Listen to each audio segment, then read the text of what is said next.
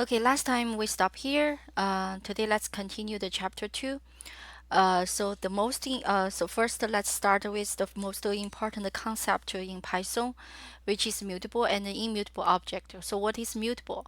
So the mutable means the element in that object can be changed, edited, where immutable means the element in that object is not going to be changed. So let's see some examples. The first one is the list.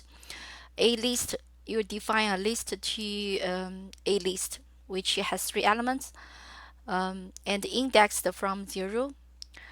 So it is 0, which is 4. And second element actually indexed as 1 is 2. And third element actually is indexed 2, which is 4 and 5. So remember, in Python, it's always indexed from 0. That's a very important concept you want to keep in mind. And let's let's run this code. So you have a list. It has three elements here. And let's see the type. It's a list. And let's see the length. Actually, it's 3.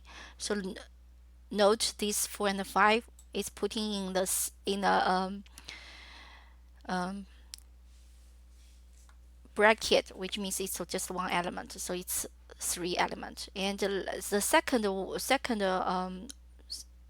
example is actually if you want to, so list actually is mutable. So if you want to change the second element, which is this one, 4 and 5, you can change it. So you can change it to 3 and 4. Now the list is being updated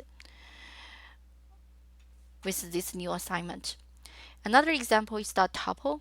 Basically, we also have 3 elements. And also you may notice already that the tuple and the list, the definition, how we assign it is very different, right? So the list is assigned using a bracket, where the tuple is assigned using parentheses. So whenever the Python see this, they will know whether it's a tuple or it is a list. So the detailed information for the tuple and the list is going to be covered at chapter 3. Now we just have this concept, that's what is mutable, what is immutable. So basically, list is mutable, tuple is not mutable. Let's see this. Yeah. So you define a tuple here, and if you want to change the first element, which is 5 to 4, actually you are going to have an error message which said tuple object does not support item assignment, which means it's not mutable. Okay, scalars. Scalar types. So you can define a new variable with an integer, and also you can do 6 power of this integer, then you can get a very big number. And you can assign, this is how you are going to assign a variable. And also you can use Python notebook as a calculator. So 3 divided by 2, you get 1.5, and 3 floor divided by 2, you're going to get the integer part of the result. So that's 1. Yeah. So strings. So strings can be defined this way using quotation marks. And also look at here. This is this string C is it has 3 lines. First line, second line, third line. So if you want to count it, you can count how many lines that are in string C. So you get 3, right? So one thing you want to learn, another thing you want to learn is the escape character. And detailed information, you can Google it, and it covered here. So this is very common also in coding, like this new line. It's used very often to see when you are dealing with string data, you want to check how many lines there. You can use this escape function to check. If you're interested, you can look at here. Yeah. Okay, let's go back to chapter 2. So let's see, you define another string A, and for the 10th element, remember we are starting from 0, 0, 1, 2, 3, 4, 5, 6, 7, 8, 9, 10. 10 is the 10th element, actually is S. You want to change it to F. You cannot do it. because string itself it's immutable. So string object does not support item assignment either. So what you can do if you want to change the string, what you can do, you can use the replace function and redefine another string object to another variable. So basically you can replace string to long string, and now the new string object B has value here. This is a longer string where A does not change. Okay, so let's see another way to define string. You can using the string function to define it. Let's see, A itself is an integer, and your string A basically you are going to have S as a string. So let's check. Okay, type S it's a string. Type A it's a float. Yeah, it's a float number. Okay, let's do another way to define string. So string S is actually can be defined as a single quotation mark as well. So you define S as Python, it's a string, and you can list the element in S. Actually, each element will be one character. So you have 1, 2, 3, 4, 5, 6 elements in S actually. So basically, you can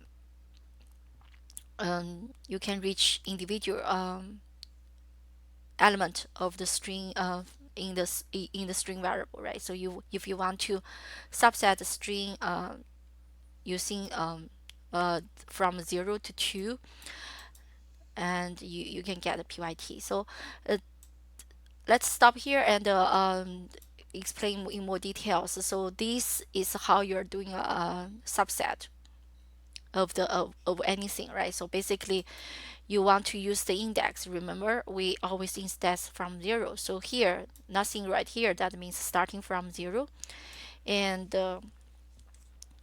after the hash, that's the second number you don't want to include. So basically, you want to stop before 3. Basically, 3 is not included. So basically, you are trying to subset the 0 to 2 element of string S. So P, Y, T, 0 to 2. That's how you get PYT. Okay, so this one is the next example is also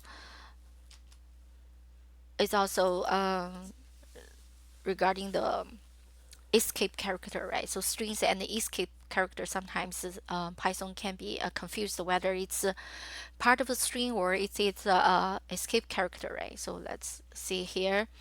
So you use the double slash.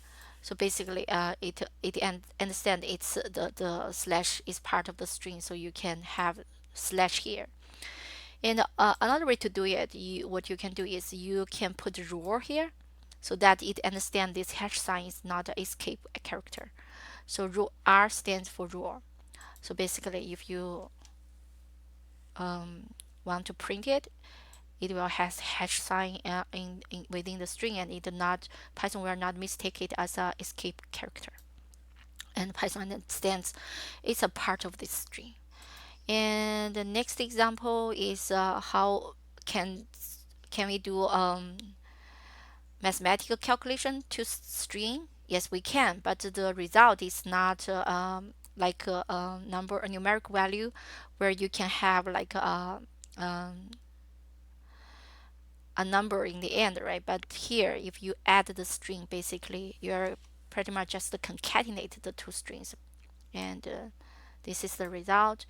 And also, if you are defining a string, so here A is a string, right? So basically, although it A5 is an integer, but with this quotation mark, we understand Python understand A actually is a string 5 and B is a string 6. So when you add them, actually you're going to concatenate it. Instead of getting 11, you're going to get the 5, 6 string. Okay, let's see the string format, right? So you're defining the template with this format. So how do we read this format? Let's see an example. So template, you use the format, then you're trying to put the first one, which is the format is defined here for the first element. it is you keep the integer part, and you're going to keep the two decimal places. So the result will show 4.56.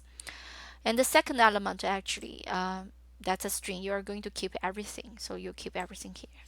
And the third element here is 1, right? So that tells you it should be our input here, and you're going to have $1. So that's how you define and format a string. And the bytes Unicode, where I'm not going to cover this because I never use it, but one trick which may help you is UTF-8. So every time if you're say sometimes if you download the data from the website, and you're going to get some special characters and or some messy ones, and you don't understand and you cannot read it at all, so you want to define it at UTF-8. Sometimes it will work and it will be something you can read. Yeah, that's just one trick. Yeah, okay, let's continue the booleans. So booleans is another data type in Python, right? So it has two values, true or false. That's very simple, right? So let's see typecasting, basically how you're going to assign it. We already actually see it a little bit in the previous code. So S is a string, right? It's a string. However, you can put the float. Basically, you're going to redefine S as float S, then you're going to assign it to a new variable.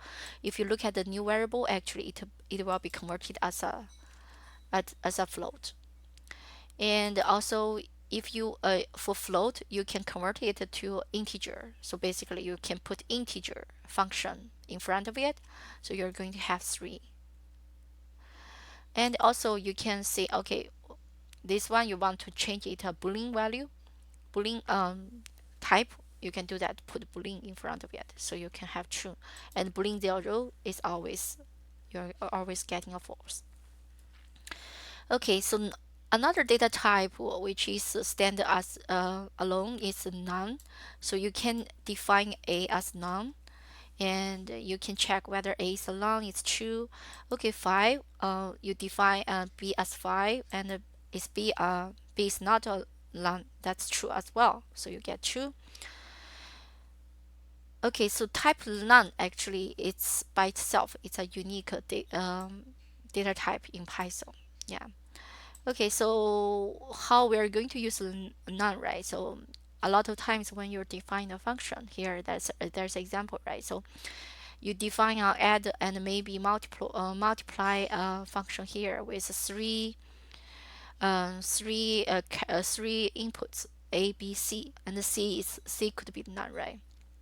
So you can it can return result. The result is defined as A plus B. However, if C is not none, you're going to define the result as a multiple, so it will return a result. So if C is none, basically this piece of function tells you if C is none, you're going to have A plus B, and this and if C is not none, you're going to have A plus B multiplied by C.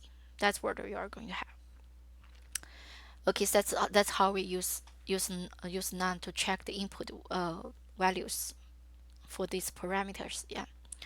And another data type is dates and time. So you want to import the library data time from the time library. You are going to import date time, date, and time. So let's see. DT is defined a data time object, and you can see, okay, it has year, month, date, hour, minute, and second. Everything is inside. So if you look at the type of date, it's a data time object.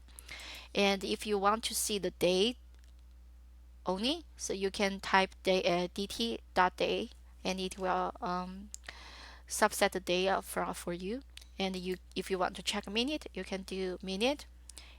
And if you want to see the date only, it can give you the date, actual date. It's 2011, October 29th, 2011. And if you want to have the time only, it will give you the hour, minute, and the second. It's 20 hour, 30 minutes, and 21 second. And you can use this function to convert the data time object to strings. So basically, and the format it will be month, date, year, and year. Look at here, it's capitalized, which means it's 4 digit, and hour and a minute. So basically, you can convert the time date object into string. So you run this piece of code, so it will return to a string. And also, if you want to check the type, actually that tells you it's a string. Also, you can use this function. That's very a little bit see the difference is a string p time. Basically, that will help you to um, yeah. So that will convert you help you to convert the string back to date time object. So let's run this one. Yeah, it will change it to the date time object for you. And if you want to see the type, actually you notice it's a datetime object. And also this datetime object, you can use the replace function to replace the minute and the second. But notice here, yeah, you can change the minute, and 2011 is minute will be okay. This is not a very good example, right? Because the second is 0, so it stops showing you the second. It only shows you the minute, which is 0, and because second is 0, it just stops showing you that. And let's give you another example. So let's change hour to 0 and minute to 0. So you are going to change it. Now we get the hour and minute to be 0, and the second is the same. Everything else is the same, right? Okay, let's do another example. Yeah. Oh, okay. Another thing I want to mention here, the replace actually is not when you apply the function to dt, it's not in place replaced.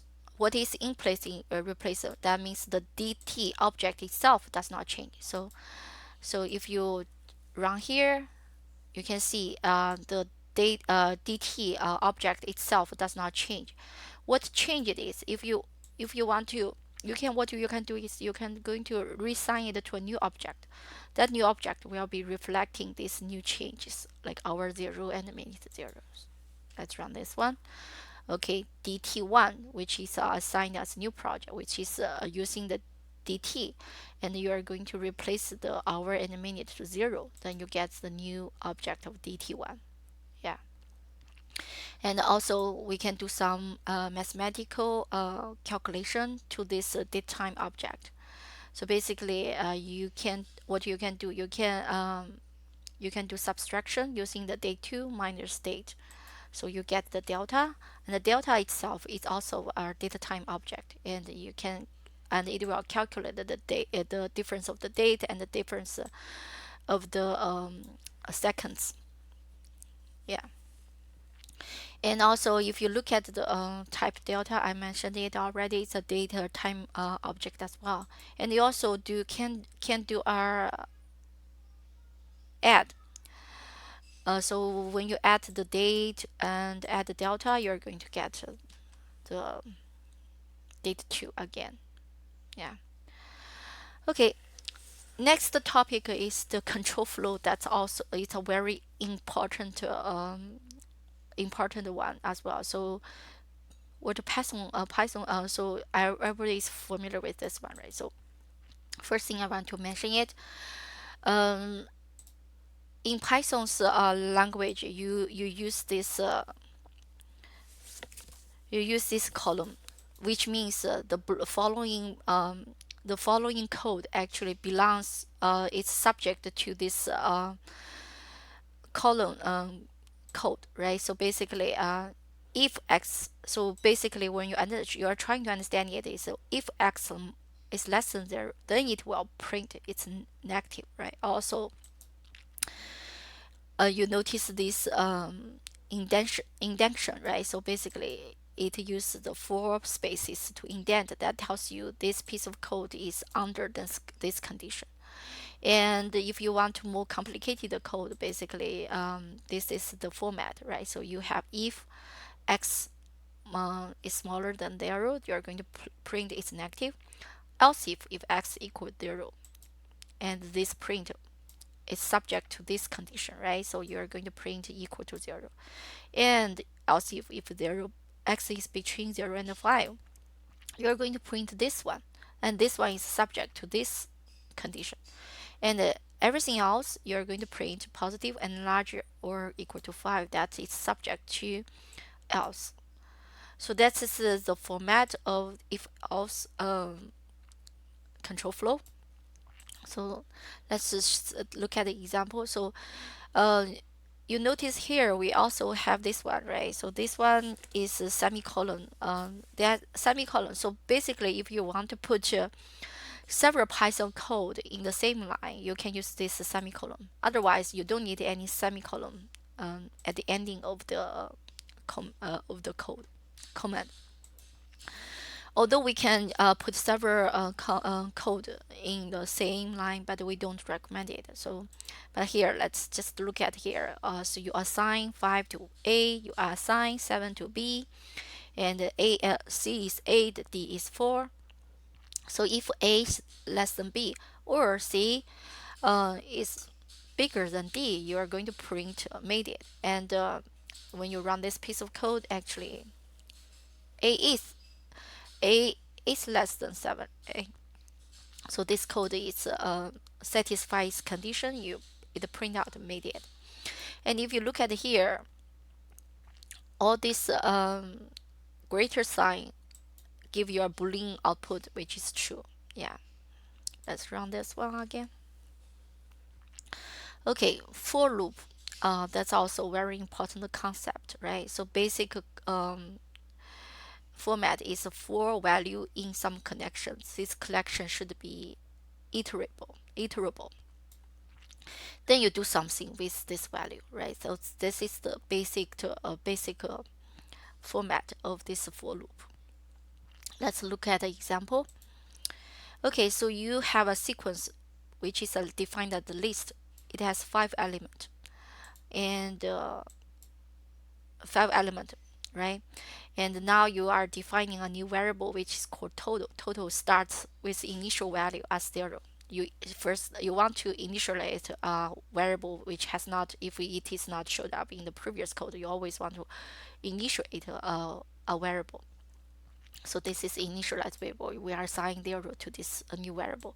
So for value in sequence, so words in sequence, each element in the sequence is 5 elements, right? So the value will be reiterated from 1, the first the indexed 0 element 1, and the second time it will take the value 2, third time it will take the value none, and the fourth time it will take the value 4. Oh, actually there are 6 elements, I'm sorry. Yeah, so then it will take, next time it will take the value will take the none, will take the value of none. Then the 6th time it will take the value 5. So it will iterate 5 times. So value will, so let's say the first time value takes 1. So for 1 in sequence, so 1, if value now is 1, right? The 1 is none. It will continue. And the total, so basically total will be adding up to this 1, right? So this is also another thing you want to see, it that actually equals to equal total equals total plus 1 plus value. So that's a simplified write of this equation. So that's equal to this one.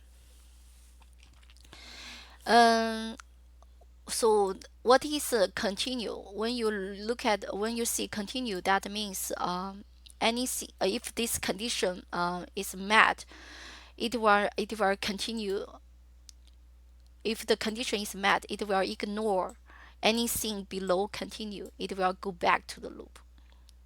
Okay, let's explain it in detail. So first, let's value takes one, and one is not, it's none, no, so we just ignore this, right? So it continue is not executed. So the total, remember the total start from zero. So zero, the total will be redefined as total, which is zero plus one. So now the total is one. The second, let's go back to the second iteration, right? The second time the value will take two, the second element two.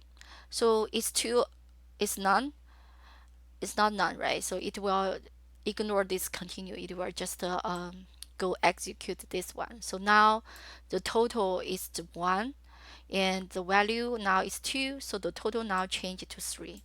So total will be assigned as total one plus two. So it will be three. So the third element is none. So now for none, so if the value is none, okay, now value it is none, the third element none. Let's continue, which means we're going to ignore this comment. It will go back to the loop again. So this time total will not be adding up to anything, right? So it will ignore this one, anything below continue, and it will go back to the loop. So let's grab this first one. It is 4, and the total will be equal. The total will be equal. Remember last time the total equals 3, so now it's 3 plus the new value 4, so it will be 7. Now the total will be 7. Okay, next one is none again. So for none, so the value now is none. So none is none, right? So it will continue, which ignore the following comment. It will go back to loop again, then adding 5. So basically, the last time it will add 7 plus 5. So now the final result of total, it will be 12. That's how you understand the, okay, I have not run this one, so that's why I get an error message. So let's run total. Yeah, you get 12, right? So that's what the for loop does and continue. Remember, continue always ignore the following code and go back to the loop again. Yeah. Okay, let's take another example, which is you have a break here, right? So how to understand it? Let's what break does actually, it will, if the condition met, it will break the loop. So basically, you are going to stop the loop. That's what break does. So let's look at the example. It has a sequence 1, 2, 1, 2, 3, 4, 5, 6, 7, 8. So it has 8 elements, right?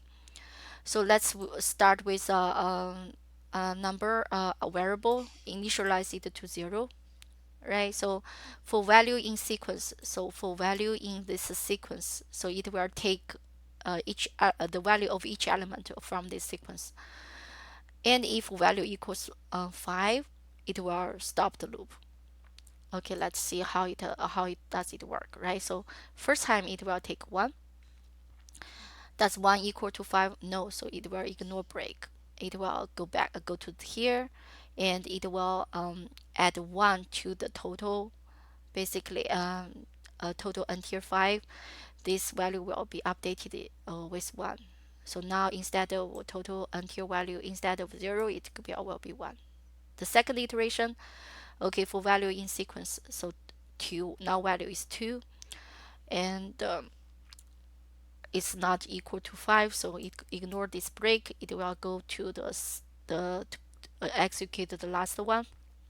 So basically, the total until 5 will be updated to 1 plus 2. It will be 3 now. And the next one, it is 0. It is 0. It is 0. So 0 is not 5. Then it will add 0 to total until 5. So basically, it's 0 plus 3. It's 3 again, then 4. Then basically, it will for the value 4, it will ignore it as well. So basically, it will add to the total. When it take 4, the total until 5 will be updated to 1 plus 2 plus 0 plus 4, right? So it is 7.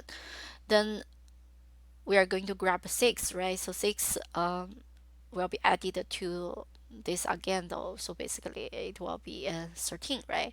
Then next one is 5. Okay, so now value is 5. Is value equals 5? Yes. Okay, it's break. So basically we're not going to do the loop again. So let's stop here. So what are we going to get for this total until 5? That's basically 1 plus 2 plus 0 plus 4 plus 6. That you get 13. Yeah, that's how it works. Okay, let's see another example. This called the nested loop. Basically, you have two loops, right? So for I in range 4, basically for I, you are going to take the value. For I, you are going to take the value 0, 1, 2, 3, right? And same for j, and you're going to take the value j. Okay, you are going to have 0, 1, 2, 3 also, right? So basically for I in the list of 0, 1, 2, 3, for j in the list of 0, 1, 2, 3, if j is bigger than I, then you're going to stop the loop. Otherwise, you're going to print ij. I'm adding this one to the original code, so you okay. Actually, it is in the original code, so basically that helps you understand how this loop works, right? Let's start with the 0, right? So first, let I take 0. So when I take 0, let's take j as 0 as well. And the first iteration, j takes 0 as well. Does j bigger than I? No, then you print ij. So ij 0, 1, right? That's the first combination. The second time, let's use I as 0 as well, right? So next time j is going to be 1, right? So j is going to be 1. Is j bigger than I? Yes. So you're going to break. You're going to stop the loop, right? Then next time, you're not going to print anything, right? So it will. Oh, another thing you want to learn is this break only applies to the inner loop. So j is not going to loop again. So the because of the break condition has been met, the j 1 is bigger than I, which is 0. So this j loop will stop looping. So it will jumping out of the loop. So j loop will not be continued. So but the outermost loop it still continues, right? So the break only applies to the inner loop. So next time, okay, I take 1, right? And for j in range 4, and j will take 0 again. And that's why you see this combination. And j is not bigger than I, so you print it. So next time you so so next round is I take 1, and the j takes 1 as well. Okay, and also it does not meet the condition, so it will print 1, 1, right? Next time I equals 1. However, j takes 2, and then j is bigger than I. It will not run the inner loop again, so it will break up. It goes back to I. So I this time will take 2, and j this time will take 0 first. And that's how the loop works. That's all the combination you can get, right? So keep in mind the break here is only applies to this loop, the inner loop only. So it's not applied to the outermost loop. That's why when the break condition met, it will jumping out of the inner loop and go back to the outer loop. Okay, that's loop, right? And for loop, another loop is called while loop. So the difference between the for loop and the while loop is, for loop, typically you know how many iterations you are going to get, right? So basically, you have a fixed number of iterations, or you know how many times you are going to iterate. But for while loop, when what we what's the at what circumstances we're going to use it is for while loop. Typically we don't know how many iterations we are going to have, but it typically has a condition that you are going to if the condition is met, it will loop. If the condition is not met, it's not going to loop, right? So here's the example. So x it's assigned as 2, 5, 6. Total is 0, right? While x is bigger than 0, right? So you're going to check the total. If total is bigger than 500, it will break. It will break the loop. It will not execute the loop again. And the total is always summing up the x. And x each time one iteration, it will take the floor value. Take the integer part of the dividing by 2. And I added this one so you know how many iterations we have, right? So let's start with 255. To start with the initial value 256. So where x 256 is bigger than 0, and it does not meet this condition because total is 0, right? So now the total takes the value of x, right? Remember this one is actually equals total equal total plus x. So now total equals 0 plus 256. So total now is 256, and x will be changed divided by 2, which is 178, right? X now it's changed to 128. So the first iteration you get x 126, and you got total 256, right? Then let's see the second iteration, right? So now x takes 126, it's still above 0, so the total, that's the total. It's now 256. It's not meeting this condition, so the total will be adding up to x. So basically the total will be 256 plus 126, and it will be changed to 384, and x will be 128 divided by 2. You got 64. So that's the second iteration, right? The third iteration, now x take the new value 32, and you got the total take this value, and the total still less than. So now total will be changed to a new value, which is 368 plus 64, right? So you're going to have 448, the second iteration. And now x will be divided by 2 again. You got 32. And again, next iteration, you got another pair, which is x is 16.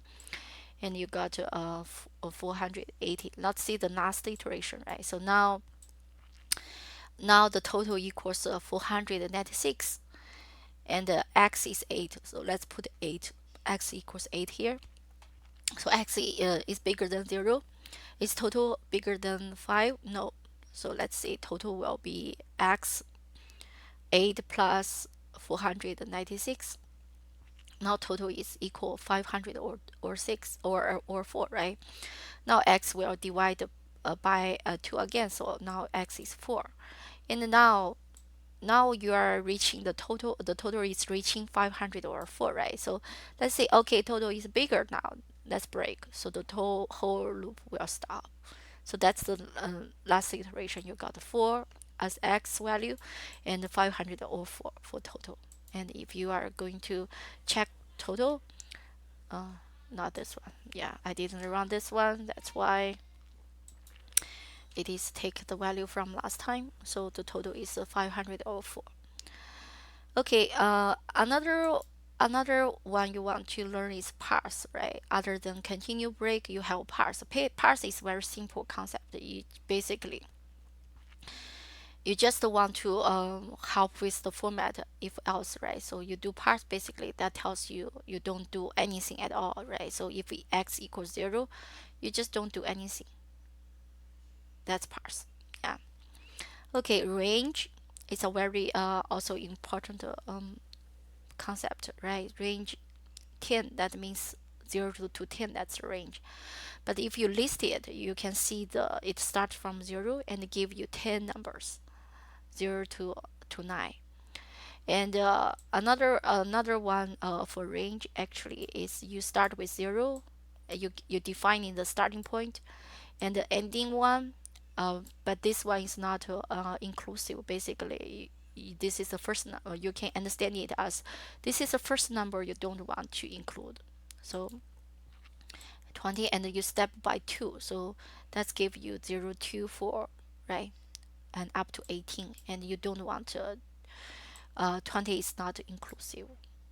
And you can do a reverse one, right? So if you want to start from 5 and ending which 0 does not include it, ending before 0, and you want to do our step as a minus 1, so that's you're going to backward counting.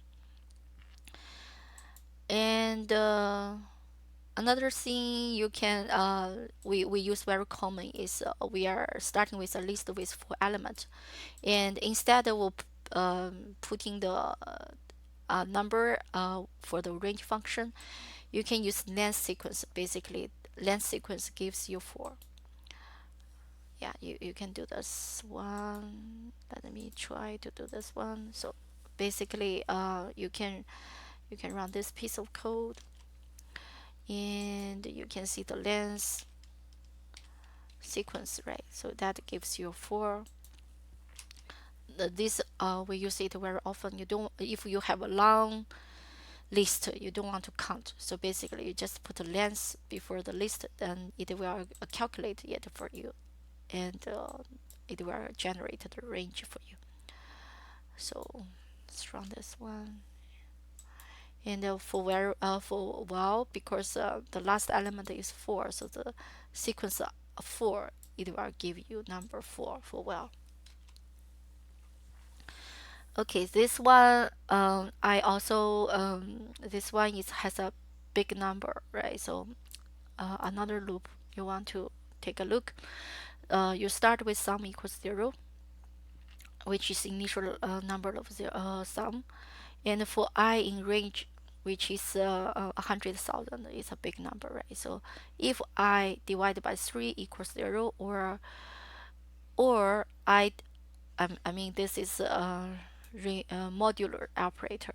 So basically that gives you the remainder part of the dividing. If it can be divided by 3, or how you read it, if this I can for I in this range, which basically from 0 up to 99999, right? So if any integer any number in this range can be divided by 3, or it can be divided by 5, then you are going to sum it up, right? So I added this one so you can see how many iterations it has, and how many values you are going to have. And this this format you already are very familiar with it. It's basically to sum up all the value I take, right? So you can print it. It has so many iterations, and also if you check the sum, okay, I didn't run this one. And if you check the sum, you're going to get sum. Okay, the loop has not stopped. It's a very long loop. Yeah, and now you get it out. That's how many iterations you have, and it's not stopped yet.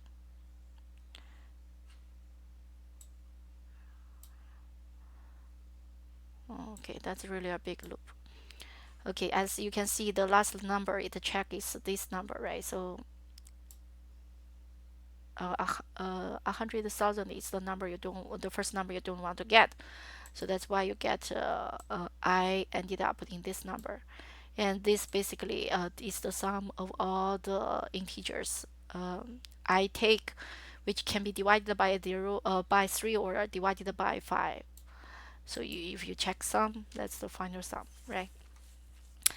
Um, Ternary expressions, basically you can take a very simplified if else format. basically you can just simply put it here, non-negative if x bigger than 0, else negative, right? Instead of using if else in the column, then this indentation, those format, you can do a very simplified format. Okay, that's chapter 2, right? So next time we'll start with chapter 3. Thank you for watching this video. Let's stop here.